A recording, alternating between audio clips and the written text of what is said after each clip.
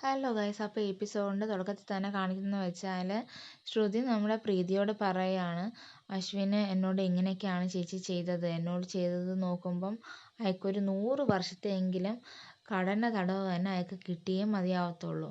ചേച്ചി എൻ്റെ കൂടെ നിൽക്കുകയാണെങ്കിൽ നമുക്ക് ഇയാളെ ഇറ, ഇക്ഷ, ഇണ ഇതൊക്കെ എല്ലാം പഠിപ്പിക്കാം, അയാളെ നല്ലൊരു പാഠം പഠിപ്പിക്കാമെന്ന് പറയും. അന്നേരം പെട്ടെന്ന് തന്നെ പ്രീതി അത് കേട്ട് ചിരിച്ചുകൊണ്ട് ശ്രുതിയെ കെട്ടിപ്പിടിക്കുകയാണ് ചെയ്തത്. ഇവിടെ ASR ഇതെല്ലാം കേട്ടിട്ട് ഇവിടെ നിൽപ്പുണ്ട്. എന്നിട്ട് പെട്ടെന്ന് ദേഷ്യപ്പെട്ട് അങ്ങ് പോകും. അത് കഴിഞ്ഞ് പിന്നെ കാണിക്കുന്നതെന്ന് വെച്ചാൽ ശ്രുതി ഇങ്ങനെ പുറത്തോട്ട് പോകുമ്പം പ്രീതി പറയും, നീ എവിടോട്ടെ ഈ രാത്രി പോകുന്നതിനും പറയും, നല്ല നിലാവല്ലേ ചേച്ചി, ഞാൻ എന്തായാലും കുറച്ചു നേരം പുറത്ത് നിന്നിട്ട് വരാമെന്ന്. പുറത്തോട്ട് ശ്രുതി പോയി കുറച്ചു നേരം ഇങ്ങനെ നോക്കി നിൽക്കുമ്പോഴേക്കും പെട്ടെന്ന് ശ്യാം വരും. എന്നിട്ട് ശ്യാം ചോദിക്കും, എന്താ ശ്രുതി, ഇന്ന് എന്താണ് അവിടെ ASRൻ്റെ വീട്ടിൽ നടന്നത്, എന്നോട് പറ. എന്നാൽ ശ്രുതി പറയും, ഒന്നുമില്ല ശ്യാം സാർ, ഒരു കുഴപ്പമില്ല. അപ്പോൾ ശ്യാം പറയും, നേരത്തെ പറഞ്ഞതല്ലേ അവിടെ ജോലിക്ക് പോകണ്ട എന്ന്. അപ്പോൾ ശ്രുതി പറയും, സാർ എനിക്ക് വേറൊരു സഹായം മേടിക്കുന്നത് എനിക്ക് ഇഷ്ടമല്ല, നമുക്ക് പറ്റുന്നത് നമ്മളെ കൊണ്ട് തന്നെ ചെയ്യുന്നതല്ലേ നല്ലത്, മറ്റൊരാളുടെ സഹായം മേടിക്കുന്നത് എന്തിനാ എന്നങ്ങനെ ചോദിക്കും. അപ്പോൾ ശ്യാം പറയും, ഇതപ്പോൾ എനിക്കിട്ടുള്ളതല്ലേ. അങ്ങനെ സംസാരിച്ചിട്ട് അവിടെ സംസാരം അവിടെ നിൽക്കുക. എന്നിട്ട് ശ്രുതി അകത്തങ്ങ് കയറിപ്പോവും. അപ്പം ശ്യാം ഇങ്ങനെ മനസ്സിൽ വിചാരിക്കും, ASR എൻ്റെ ചേച്ചി, നിങ്ങൾക്ക് രണ്ടുപേർക്കും ഞാൻ നല്ലൊരു പണി തരുന്നുണ്ട്, എൻ്റെ ശ്രുതിയെ ഇത്രയും വേദനിപ്പിച്ചെന്ന് പറഞ്ഞിട്ട് അങ്ങനെ ആ ഭാഗം അങ്ങ് അവിടെ തീരുമാനം ചെയ്യുന്നത്. പിന്നെ രാവിലെ ആണെങ്കിൽ ശ്രുതി ആണെങ്കിൽ തങ്കൻ ചേട്ടനെ നോക്കി നിൽക്കുവാണ്.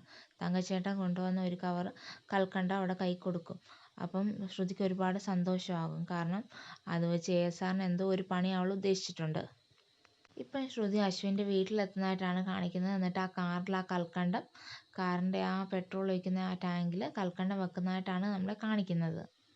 എന്നിട്ട് അവൾ മനസ്സിൽ വിചാരിക്കും, എന്നോട് ചെയ്തതിനെല്ലാം ഇതിന് ഞാൻ പകരം ചോദിക്കും, ഇയാൾക്ക് നല്ല പണി തന്നെ കിട്ടട്ടെ, ഇയാളെല്ലാവരുടെയും മുന്നേ നാണം കെട്ടെ, ദൈവമേ എന്നെ കാത്തോണെ കൈവിടല്ലേ എന്ന് പറഞ്ഞിട്ടാണ് അവൾ അത് ചെയ്യുന്നത്. എന്നിട്ട് പെട്ടെന്ന് ASR വരുമ്പോഴേക്കും അവളങ്ങ് അകത്ത് കയറി ഇങ്ങനെ പോയിട്ട് അയാൾക്ക് കാറ് സ്റ്റാർട്ട് ചെയ്യാൻ പറ്റുന്നുണ്ടോ എന്ന് നോക്കുന്നുണ്ടായിരുന്നു.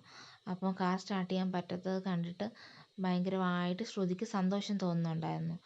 അശ്വിനാണെങ്കിൽ പിന്നെ ആ കാറ് റൺ ചെയ്യാൻ നോക്കുന്നുണ്ടായിരുന്നു, പക്ഷെ പറ്റുന്നില്ല. എന്നിട്ട് ആഘോഷിനോട് ചോദിച്ചു, നിൻ്റെ വണ്ടി എന്താ? അന്നേരം പറഞ്ഞു, എൻ്റെ വണ്ടി ചേട്ടാ ഇതിൽ സർവീസിന് കൊടുത്തേക്കുവാ, ഇവിടെ വണ്ടി വേറെ ഒന്നുമില്ല എന്ന് പറഞ്ഞിട്ട് രണ്ടുപേരും ആ കാറിൽ നിന്ന് ഇറങ്ങുകയാണ് ചെയ്തത്. എന്നിട്ട് അശ്വിൻ ആകാശിനോട് പറയാം, എന്നാൽ നമുക്ക് കോൺഫറൻസ് ഇവിടെ വീട്ടിലാക്കാം, എല്ലാവരെയും കൂടെ ഇങ്ങോട്ട് വിളിക്കാമെന്ന് പറഞ്ഞിട്ട് അശ്വിൻ ഫോൺ വിളിച്ച് എല്ലാവരെയും പറയുകയാണ് ചെയ്യുന്നത്.